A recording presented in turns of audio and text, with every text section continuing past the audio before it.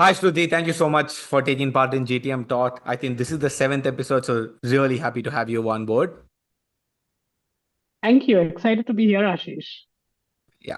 For those who don't know Shruthi Kapoor, let me try giving you an introduction, and if I don't do justice to it, please feel free to jump in. Shruthi has a close to a decade of experience in finance. I think she joined the investment banking sector right after MBA. She joined Intellectual Ventures, where intellectual ventures help taking ideas to the market. Not everybody who has an idea has the ability to do the go-to-market strategy, and that's what they helped in. And after that, she joined Pioneer, was there for about a year and a half, and then Wingman was born. For those who don't know Wingman as well, Wingman is a salesman's best friend. It's a conversational intelligence platform that I swear by. It is a center of interaction for the sales team, understand what's happening at a granular level. There are various use cases to it, helps with coaching, upskilling, and whatnot, right? It also helps with giving insights to the sales team and everything around that. Have I done justice, Shruti, to that introduction? Absolutely. And yeah, happy to share more about my journey of, building go-to-market strategies for Wingman and also observing different teams, go-to-market strategies, given how many different sales teams and marketing teams we interacted with through that journey. Perfect. So I'd like to go back to the inception of Wingman, right? So when you started Wingman, how was the journey? Like, how did the journey from being an operator, from being an investment banking, from being in a startup, if you call startup pioneer a startup, to founding something, from being an operator to a founder? How was the journey? So I would say that when you have things, you often don't notice them, right? And working in large, well-oiled machines and companies, that's what tends to happen, right? You tend to ignore all the good things, the facilities, and everything that comes as a part and package of that. So I think that was definitely one thing that was a transition phase for me when I joined Pioneer.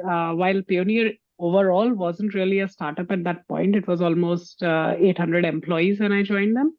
But when I joined them in India, there were only three of us. We were still kind of trying to get the office space and figure out who we wanted to sell to, what the market segments looked like.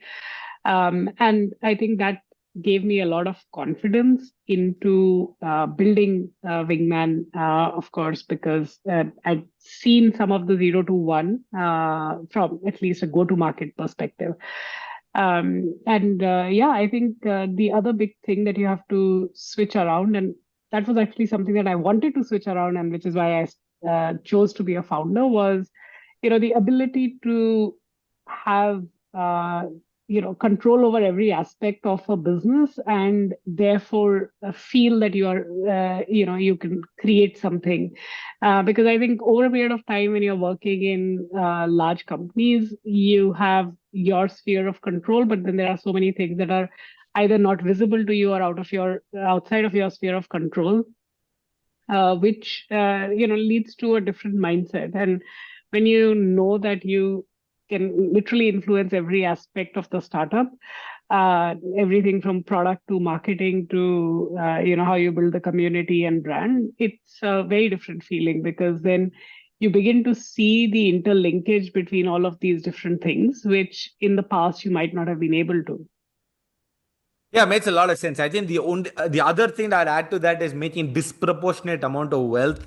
I think that comes along. You have better chances being the founder at it than being an employee, right? So Yes. I was telling a friend another day. I think being a sportsman, being into movies, being a founder, or being in the stock market. I think these are your ways to. I mean, there are other ways too, but I think these are the low hanging fruits. I wouldn't call it low hanging fruit, but these are the ways you can get there. Right. So Absolutely. again, so from a go-to-market strategy, when you were building, I understand that you're not a techie. Your co-founders, I'm assuming, were technology people, right? So as a founder who was a non-tech founder, when you were building, I'm assuming you took 6 months to a year to build out your product. Were you reaching out to people in the B2B domain and finding out how they were going about it and validating your problem statements after you started building, or was it before? And how did you go through that process? Yeah, so we actually started trying to validate the problem statement very early on, even before we kind of formalized on the idea or formalized on the company structure, anything like that. And for us, the thing that we were trying to answer was we knew that the data that comes out of sales conversations is very, very valuable. Right. And it's valuable not just for the sales teams, it's valuable for marketing, it's valuable for product, it's valuable for execs. But it just, is too time consuming to actually make sense of that data, right? It's buried somewhere. Nobody's going to sit and listen to 100 calls end to end.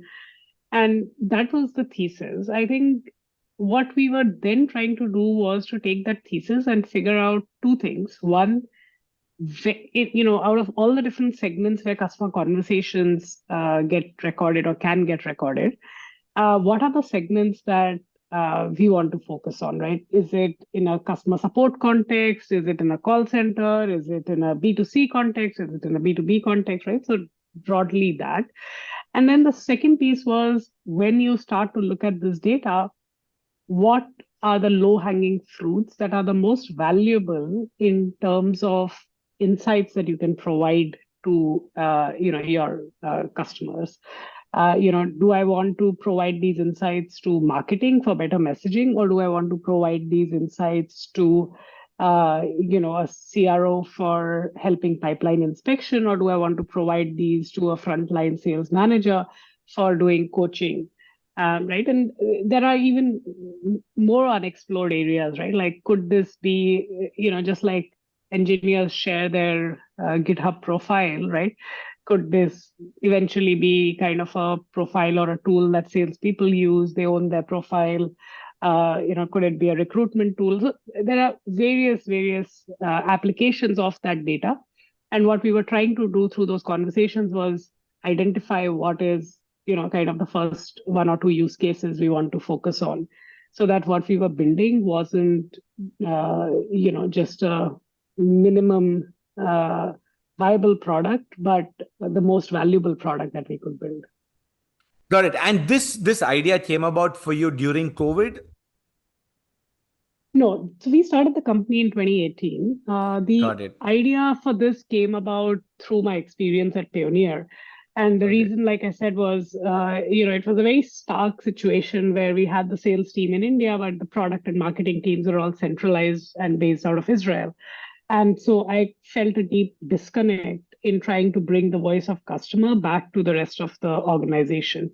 And so that's kind of how I started thinking about this, saying, hey, there's so much that I understand when I get on a customer call, but it's so hard to get marketing people or product people on customer calls. It's hard to actually get a prospect to come back on a call with you just to give you feedback.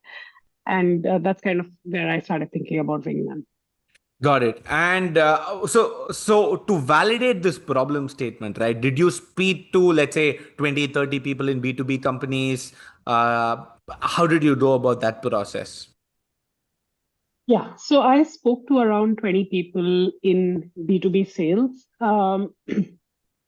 I, of course, at that point started out largely through my network or anybody in my network who could connect me with someone.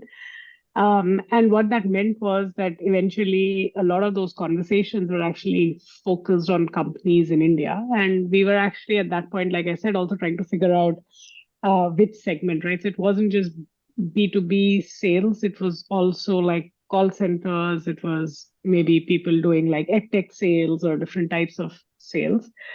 But yeah, we kind of went through that process to both figure out which problem to solve and which segment to focus on. Got it. And did any of these conversations that you had with your initial set of people out called discovery, did they turn into customers, or did you treat them pure as discovery just to understand, okay, whether there's a need in the market for this product? At that point, we treated them entirely as discovery, also because there was, we were still trying to formulate what is the right product, right? What is the MVP that you're trying to build, etc. So it wasn't that we had like mock-ups that we were showing them and trying to get quick feedback. This was very much at a stage where we were formulating what is the problem statement. um, of course, some of those people did become our customers eventually. But even from a time period perspective, there was almost a 8-9 month gap between those initial conversations and the time when we started reaching out to people to actually try to get them to pilot a product. Got it. Got it. And did any of these conversations change the way you were approaching what you were approaching at Wingman? Did it have a significant impact, or it was more of validation saying that okay, I'm going the right track? It definitely changed it quite a bit, and I'll give you a couple of examples. Right. So one was that. So I think the fundamental, like I said, that this data is valuable. That was validated, right? I think every time we told the sales leader that, hey, I know you probably don't record calls, or if you record calls, you probably never listen to them. But if you could ask any questions out of this whole set of data, right? What questions would you begin to ask? And I think what we realized was that, going in, the assumption that I had was that people will want to figure out what's kind of the perfect sales call script, right? It'll be a little bit like doing A/B testing on your website where you're like, okay, let me try this headline. Okay, I know immediately what is the conversion rate, right? Let me change this and let me see how the conversion rate changes. So I was thinking of it with that dynamic. What I realized was that when I spoke to sales leaders, they were thinking of it very differently, because what was obvious to them was that, hey, if I have 10 people in my sales team, the top performer and the bottom performer typically have like a 5x difference in their sales revenue targets. And so the problem and what they were looking for was to figure out what was the difference between that top performer and bottom performer, and how could they go and give feedback to these people, or how could they use this in their training programs, in their recruitment programs even, right?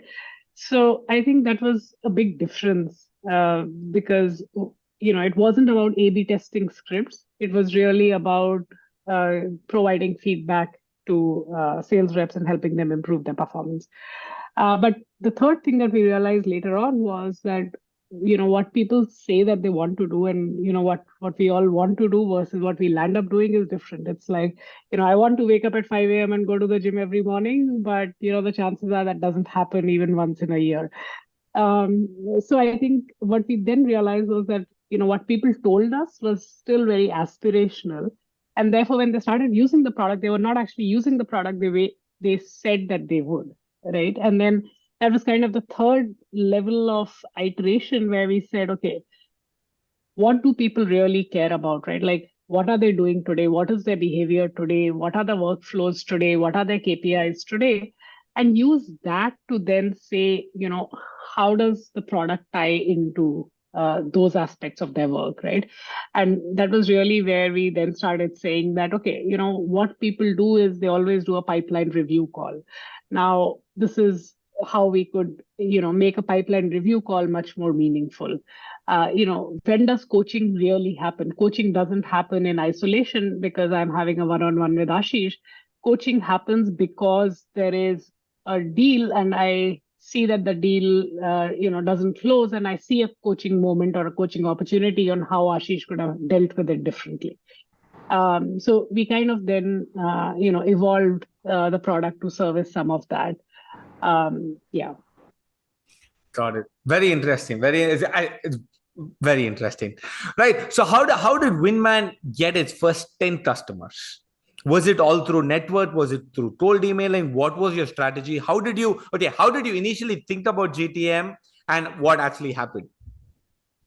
So I think, of course, I had, never really been in sales. Like, I hadn't been in sales from a 0 to 1 perspective, in any scenario before. And so, we had all these theoretical ideas on how we would do this. And then we would also go and speak to other founders on, how did you get your first 10 customers? What did you do? And what we realized was that, some people would tell us, oh, we just put up a great website and, we started seeing people come in.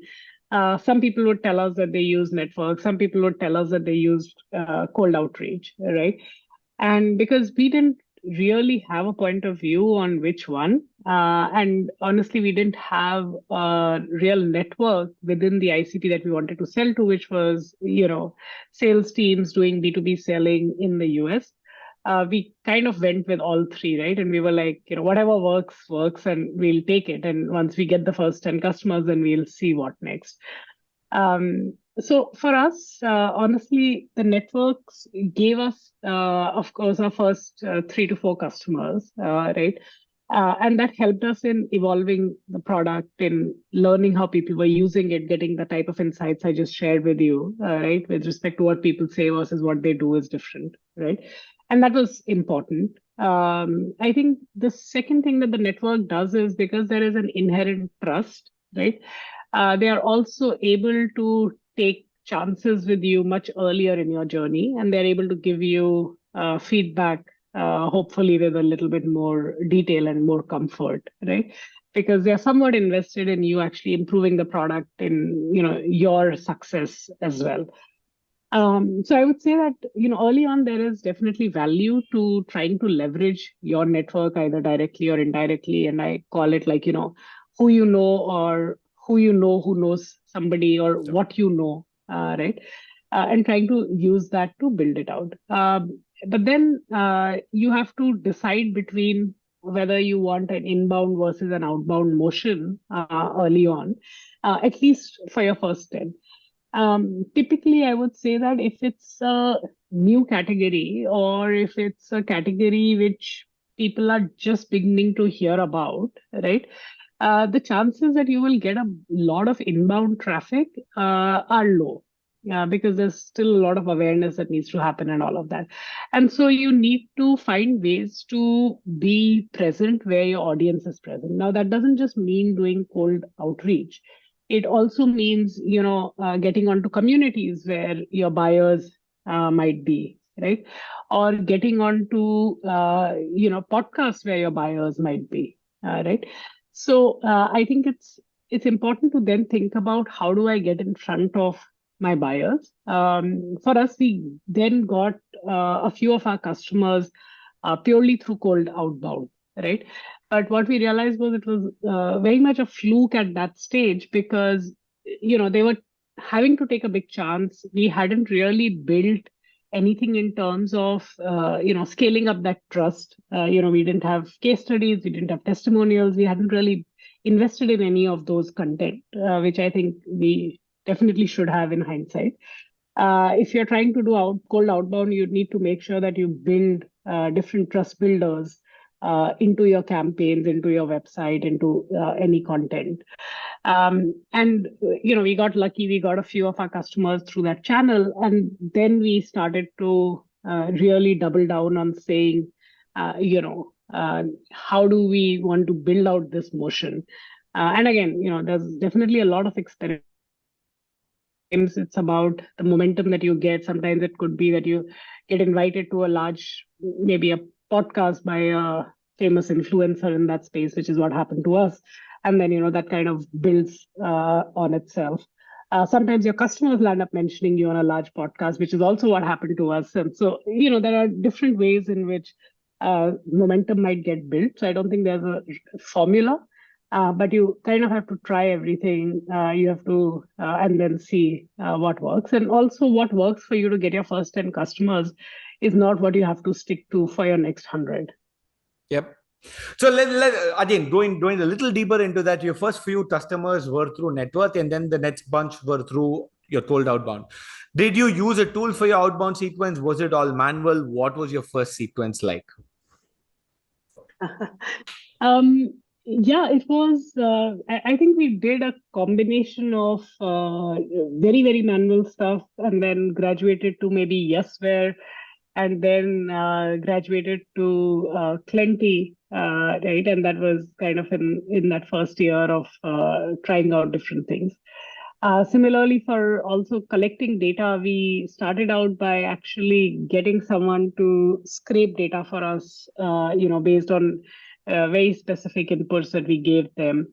And so we would give them like a set of criteria, and then they would charge us maybe like 30 cents a lead or something and actually scrape out that data for us.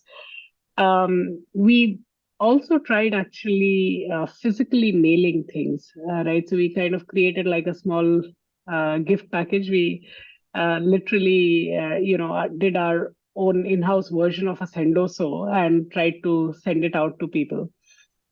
So I think we kind of tried all of those different types of tactics. Honestly, I feel that physical letters or gifts are somewhat under explored. And just given how much your mailbox is jammed today versus your physical mailbox is probably not half as jammed. I think that's also an opportunity. Right. So I'm actually dealing with this exact same problem. I want to give something, but I don't have the person's address. How did you solve for that? So what we did at that point was we would actually just use their office address, and we would try to correlate between whether their LinkedIn profile at least says the location as the same, as what is the office address location, and that was kind of the only level of sanity check we were doing. Right. I think today one thing is because post-pandemic, a lot more people are remote, right? It probably makes sense to actually send an email and as a preview to saying, hey, I want to send you something and wanted to verify if this is the right address to send to. Got it. Yeah, that makes sense. So did these physical emails or physical gifts that you sent out, did they turn into meetings? For us, we didn't have great success with that, right? What we realized later was that we should have looked at it as one touch point out of several, right? And then hoped that that would create some sort of a recall. But I think we didn't kind of create that impact in kind of a more organized fashion.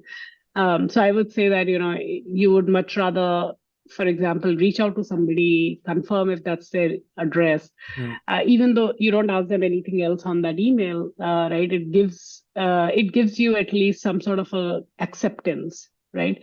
It gives you one touch point. Hopefully, they remember your name, and then when they receive it, they're intrigued, and then ideally, you're able to get back in touch with them from there. Got it. Yeah, that made sense. This is exactly what we're struggling with, and thank you so much. We don't know. We drafted an email, but probably finding their address from their LinkedIn and correlating that with their website address, and then confirming that made sense. Shruthi, okay, and I would say like keep it as short as possible, or like maybe don't even give any context in the email, because I think sometimes that mystery element actually helps. Nice. We'll try that out and tell you how that went about. So then after your first 10 customers, did you guys decide that we want to focus more on inbound, we want to focus more on outbound? When did you make your first sales hire? If you can help us understand that a little more granularly, would really help. Sure. So we started the company formally in May 2018. We made our first sales hire in November of 2018. And what we were looking for was really somebody to do, the kind of an SDR type of role of setting up meetings for me. And I was very much comfortable with the fact that I should be doing a lot of the customer conversations early on, because that's going to help us, get quicker feedback, close the loop, and a bunch of intelligence that was as valuable as the revenue that they would bring us. That hire unfortunately didn't work out for us, and then we hired our next salesperson, much later. right? So almost, I would say, maybe even almost like 9 to 10 months later. And in the meantime, what we did was we actually worked with a sales consultant who was able to get us to speak to our ICP. Within a period of 3 months, we had set the target of saying, could we do 40 meetings with our ICP? And he was actually able to deliver that to us, right? Which was, again, it didn't translate into revenue. And I believe that it didn't because of reasons of trust not really transferring very well, especially if you're engaging somebody on a very short term basis. But what it was very valuable for was in accelerating our customer conversations, feedback that we were getting, how was the market perceiving the product, right? So, a bunch of no's can be as valuable as one or two yeses. And so I think that was useful. We then actually, while we were still trying to figure out whether it was going to be outbound or inbound, and we were constantly always trying our hands at outbound. We realized that we could invest behind content and talking about the space, because the space was very, very new at that point. There was a lot of work that we could do on creating awareness and thought leadership, etc. And those things actually worked out really well. So we did like an ebook. We got a bunch of sales influencers to talk about a particular topic. We compiled that, and that gave us some credibility in the market. We similarly then started posting content on different communities, not just on our blogs, or doing blog partnerships with other companies, and that again gave us more credibility and visibility, right? So even posting good content on something like a Quora or a Reddit or wherever else your community is. So those things then, organically started building into inbound traffic, right?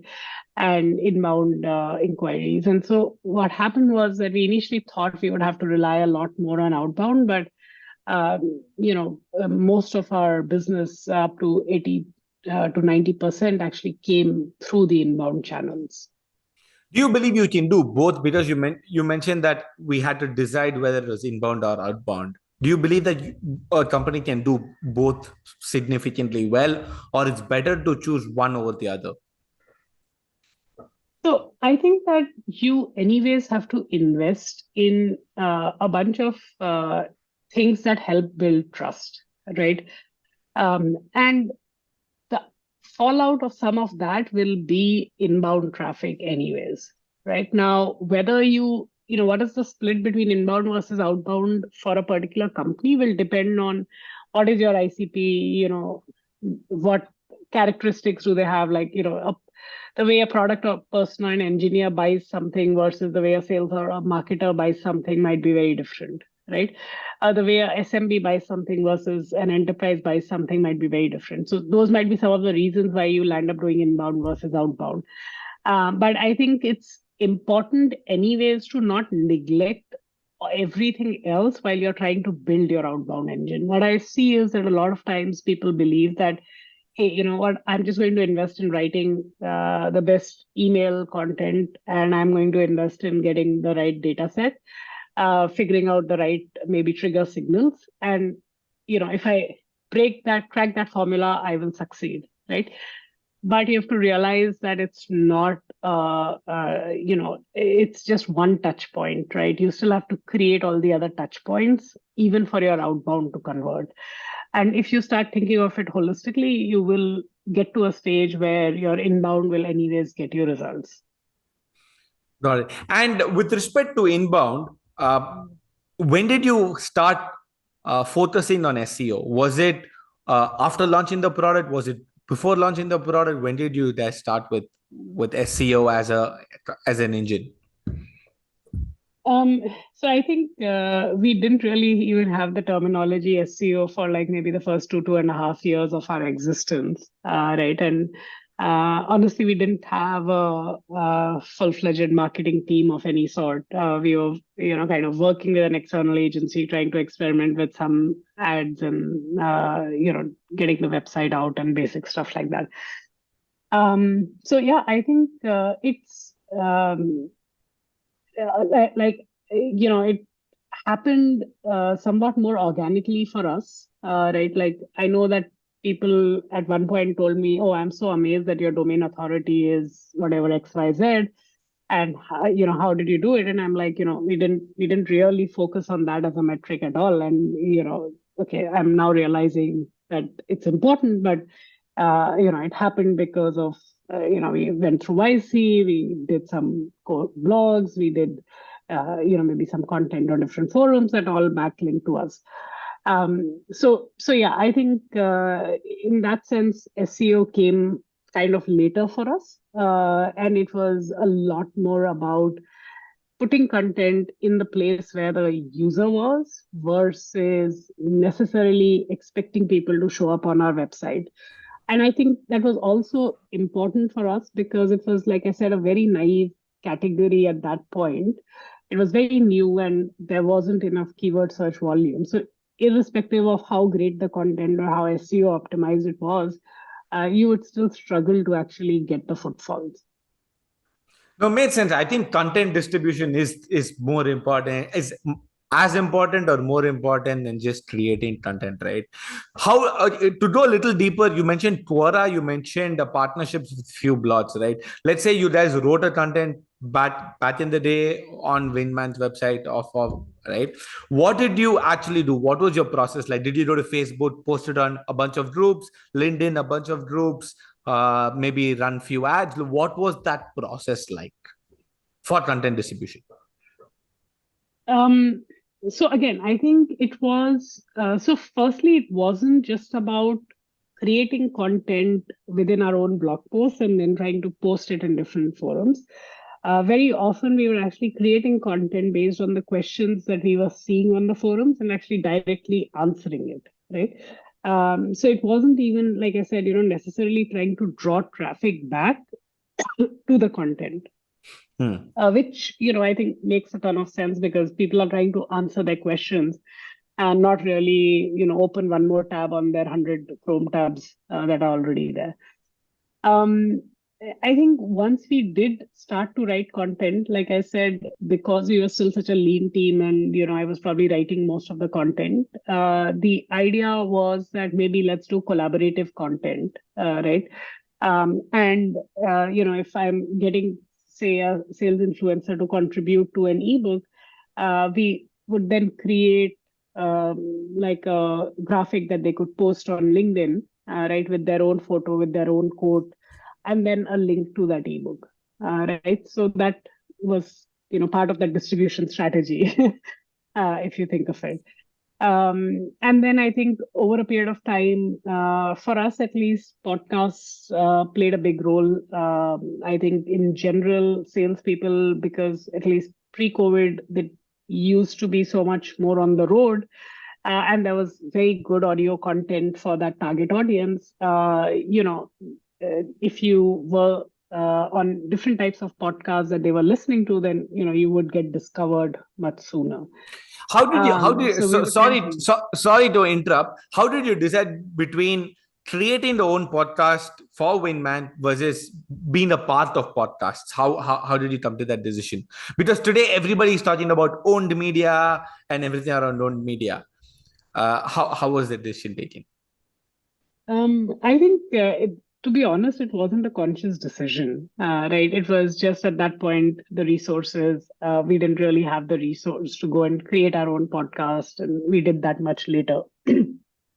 But I think if I were to look back, one of the things that I constantly realized was that it made a lot more sense to interact with other people's content if you wanted to get quick visibility than to try and build your own audience, right? Of course, you want to try and build your own audience, but if you focus only on trying to build your own audience, you're not really interacting with the community. You're missing out on the opportunity to learn from others, and your growth is going to be so much slower, right? So the same thing goes for LinkedIn, right? Like I could either post every day, or I could go and say that I'm just going to go and post meaningful comments on 5 good posts today, right?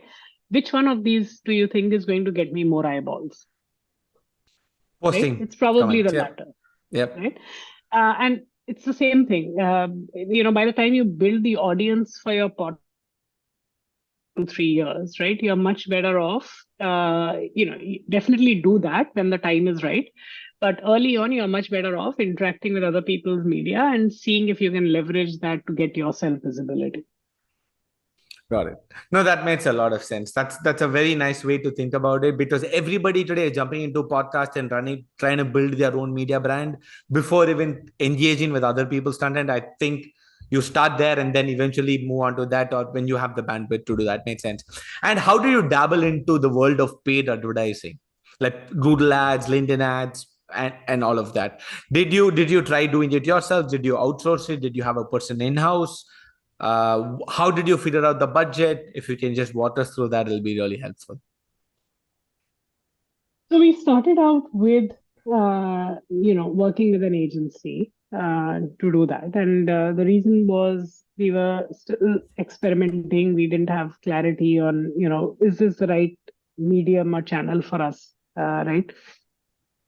And what I realized very quickly was that marketing was, the least monolithic function in the company, right? Like you can hire one engineer and one product manager, and they can build a product. You can't hire one marketer and get them to do anything, right? Like you need a design person, you need a demand gen person, and then you need like a SEO person, and then you need a content person, and it's like, by the time you have the team who can deliver anything, it's like already 6 months gone. So I think because of that reason, we decided to just go I with can the sense agency I approach. can sense the frustration in your voice. Right. Uh, yeah. So it is, I think marketing is probably the toughest thing to hire for early on. Because you also don't know like which profile to hire, right? Like you don't know, is SEO going to work for me, or is paid going to work for me, or, should I just focus on communities and other types of stuff, right? So till you don't know which one is going to work for you, you have two choices. If you're well funded, you go hire everybody. And if you're not, then you try and, scrappily outsource different things. Maybe you outsource them to 2 or 3 different agencies. One is doing SEO, one is doing paid, one is doing like content. And then you're trying to see that, okay, am I getting the best value? So yeah. Okay. Since you touched the marketing subject, do you think today us marketers are spoiled by SaaS in general? Because before SaaS, the word SaaS became sexy. It was marketing, it was sales. Now there's product marketing, there's performance marketing, there's SEO marketing, there's content marketing. It's just so many jargons, and people have just broken down marketing into so many different specializations. If I may, do you think SaaS has spoiled the marketing world? I don't know if I can comment on that because I didn't really know the marketing world from B2B context maybe before that. But I definitely feel that it has become very siloed. And, honestly, division of labor is good for people to get specialized. But what is happening increasingly is that the specialization starts so early in everybody's journey that it's hard for any one person to actually have the whole perspective, right? Like, how do you truly hire a marketer who understands that, okay, this is when SEO works versus this is when paid works versus this is when thought leadership works versus this is when ABM works, right? Like, if the person has only done like SEO, they started there and then, maybe they grew up on that ladder, then they don't really have the context for saying A versus B versus C, right? And very often, if they grew up within one niche of marketing, they also have their own biases. They're always constantly thinking about like, okay, you know what? Yeah, I know in my previous org, SEO never delivered, so I'm going to only focus on paid, and like that's the holy grail. So I think that contextualization is going missing because of that super specialization early on.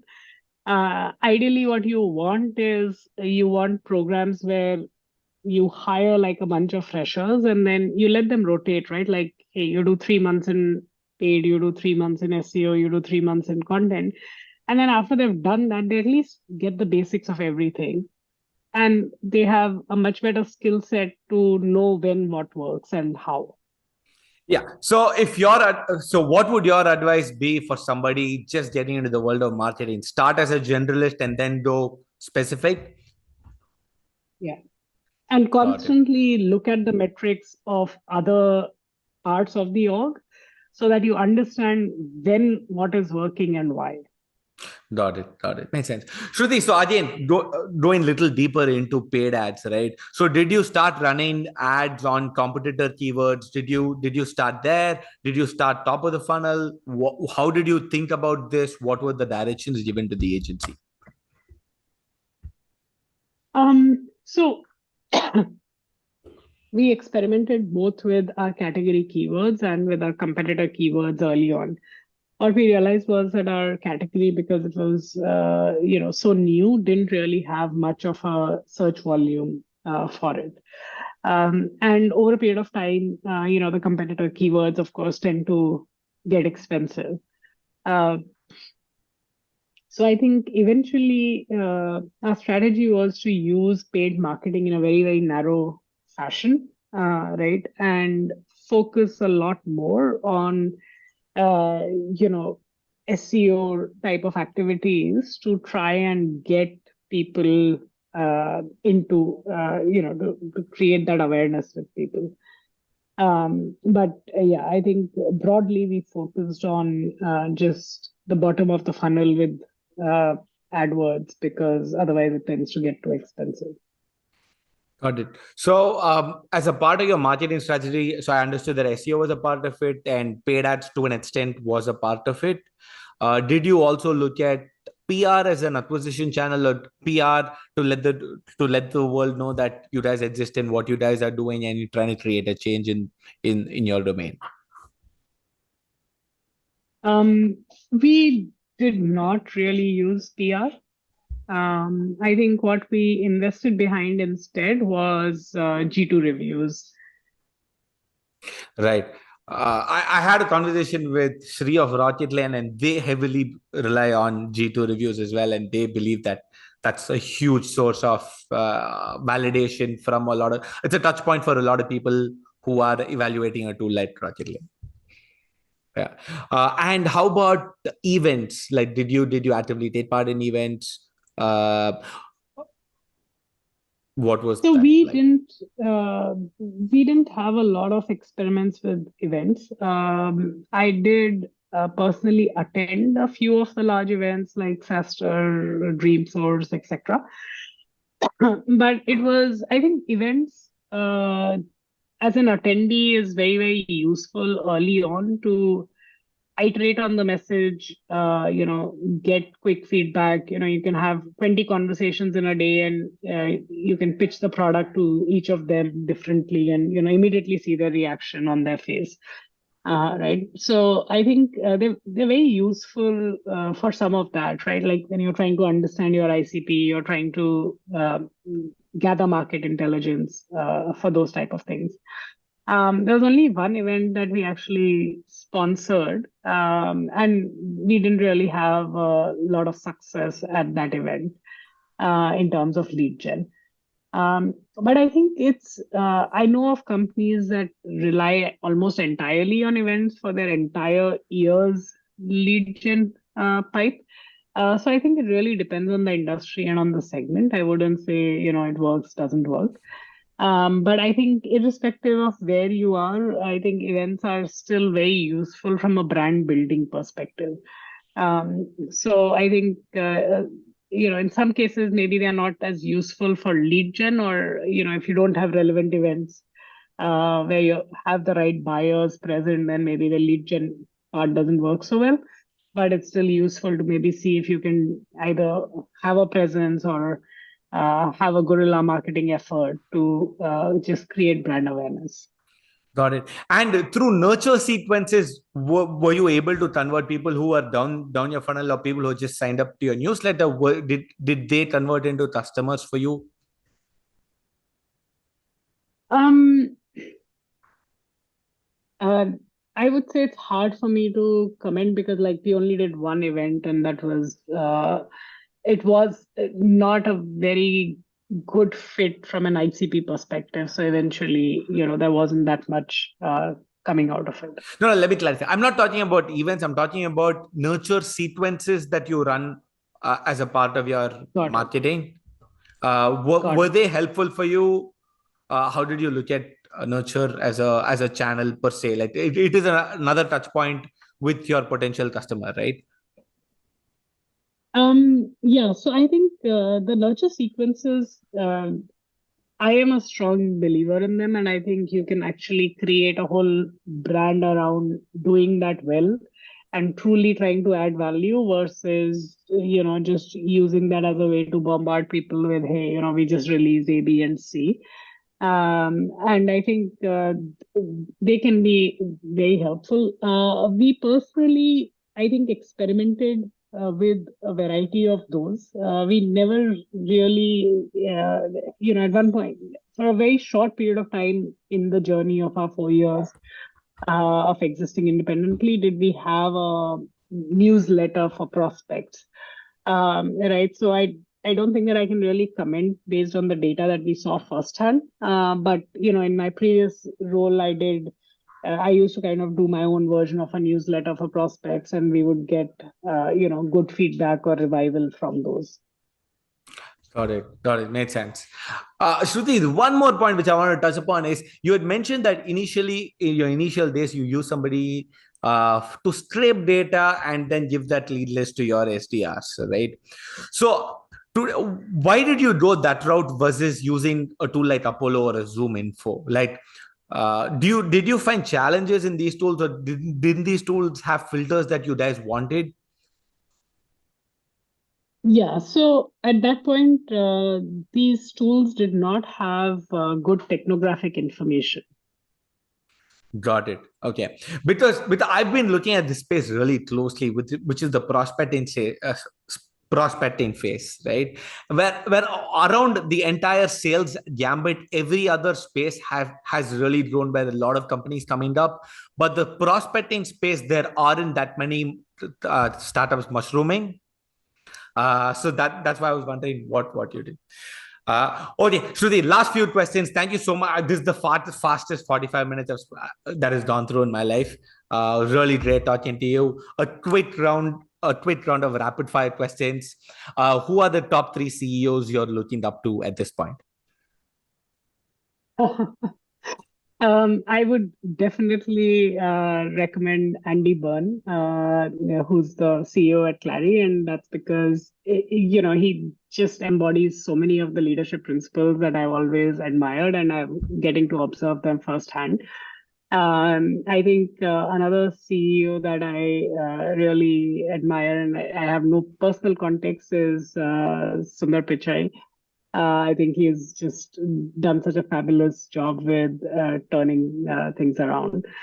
And yeah, I think the third one would be Henry from Zoom Info, who's, I've had the opportunity to interact with him. He seems like, really genuine, has done a fantastic job of turning around a company from, being a data provider to now being a software company, gone through multiple acquisitions. I think the acquisitions have all, in their turn, done really well. So, yeah, some of the CEOs on my radar. Two productivity hacks you want to recommend? I think for me, the biggest productivity hack is really, taking some quiet time or meditating. Because what I realize is that through the day, we spend so much time in switching context. And if we just got a little bit better at doing fewer switches, we would be much more productive. One book you're reading today? One book I'm reading today. It's difficult for me to answer because I have like 5 books I'm in the middle of. But the last book that I read was The Science of Enlightenment by Shinzen Young. which is on Got it. meditation. Got it. Did you work 70 hours to build Wingman? 70 hours a week.